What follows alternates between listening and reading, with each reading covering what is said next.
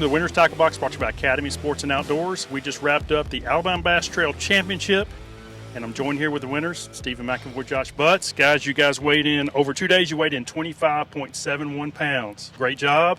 It was a tight finish, but you guys came out on top, and you won almost $60,000. Pretty sweet. Tell me what this means to you guys. You guys fished ABT for several years now. You've won some tournaments. But the championship is different. Yeah, we came in here, and just like Stephen was saying earlier, we came in here and we had a mindset we were going to go and win. We're not going to go and do the stuff that everybody's doing. We're going to go do something completely different. Last 3 hours of practice, we found something that was incredible, and we just ran with it, man. And that's what we did. We just found new areas during the tournament, and they were there. So okay, mid-morning on day one, we actually saw you on the water. We'd gone upriver. We kind of was coming back down. Saw you guys on the water. I could tell you were covering a pretty wide area.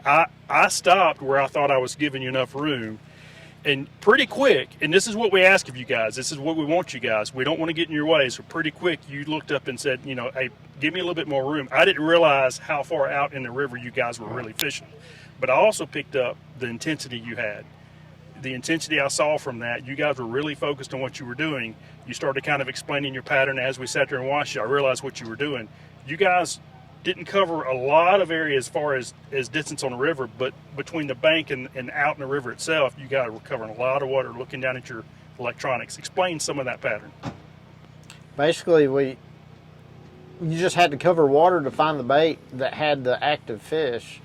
And, I mean, it's 100 mile an hour, on that trolling motor. It's on 100, just covering water looking for active fish, and they've moved so fast.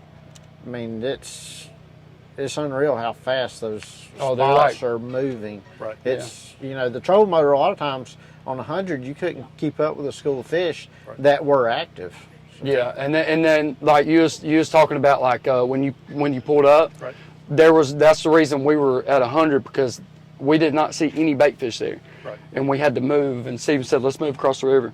Yeah, as soon as we did that, we found active fish. Yeah, they were back.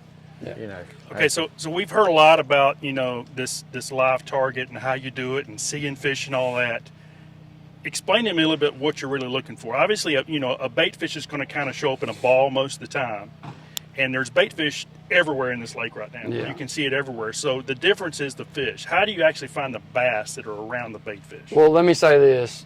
They need to go put their time in, because just to be honest, because we practice it. We know what to look for now, but it takes a lot of time, and you just have to put your head down if you want to do it. Go and do it and learn it. It's a different style of fish. It's a different style of fish. And we're not accustomed to that. And we learned it. Yeah, and we said, you're learning pretty quick. Yeah. It worked out really good today. Yeah. So, all right, now day one, you also acted. I got enough from you that you said that you were shocked that you didn't have better weight than you had when we saw you. You guys had a really good practice. You were expecting better weight. What was your mindset at the end of day one when you thought maybe you missed some opportunities or you could have had better weight? What was your thought 15? of that? Yeah, we thought, because what everyone kept telling us, 26, 27, 28 pounds, through the practice will win it. And we're like, there's no way. Because we thought after that last afternoon of practice, we thought you can come up here and catch 14 and 15 easy. Right. So especially with the caliber anglers. I know we're not the only people that have found the fish like this. And then after, day one, lost one fish that would have helped probably 3/4 of a pound. We're like, man, that really is going to hurt us. When we got in, it's like, well, it's not as bad as it looked. Right. You realize then everybody was struggling. The lake was fishing more difficult. So we're like, oh man, we still thought we can go catch 14 or 15 pounds. Right. If we can get the right bites. Okay. So day two, you're sitting out here ready to take off. I'm assuming your game plan is to go right back into that area and really work those fish over. Oh yeah. We knew that when we didn't have a fog delay, we were good. Well, and the thing was, like in the morning time, I guess they feed all night. Right. And in the morning time, they're not active for about 2 hours. Okay. So we was able to pick off singles. Right. If we'd see a single, they may bite different.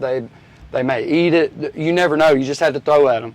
Yeah. And then when the sun came up, they started 9 doing their o'clock, thing. almost 9 o'clock. I mean, it was like, all right. Light switch You went could off. watch them on the ground, and when they start moving, it's like they're ready for breakfast. I mean, Yeah, and you had to get it on their you had to get it in the middle of that school. Right. You could not get behind them, and you could not get way in front of them. You Okay. had to get in the middle of the school, and they'd come up. Okay, now we've talked about the pattern. Now the other key in this deal is, one thing is to find them. The second thing is to actually get them to bite. Yeah. We've talked before, and you guys said that you were able to kind of narrow it down to 2 baits for the most part, and you were able to kind of keep those in your hand and really target these fish. Tell me a little bit about those 2 baits. Yeah, so one for longfish, you know, everybody knows that they school. Right. So for the longfish, the Duo Realis, I can't remember the size of this, but it's one you can actually chunk on a bait caster, Right. you know, 10-pound test. Right. So you can actually get it out to 120 feet, and it's way better on a bait caster when they're schooling like that than it is on a spinning rod. And then the second, we just use a variety of different heads, whatever we had for a Demiki rig, Okay. and different variety of baits. Probably shad style type. Yeah, just like shad tall style. plastics. Yeah, shad style. I mean, really, I don't think it mattered. Right. It was just getting it in the bait and or getting it in the fish that are on the bait, and I think that's what really helped us out to secure it. Okay. Guys, it's a great job. This championship's not easy to win. It's very prestigious. You guys were competing against a lot of really good anglers. You're really good anglers yourself. Thank you. So congratulations. Great job. Almost $60,000. It's a great payday. Thank Thanks you. a lot. Folks, before you head out on your next fishing adventure, be sure to stop by your local Academy Sports and Outdoor store.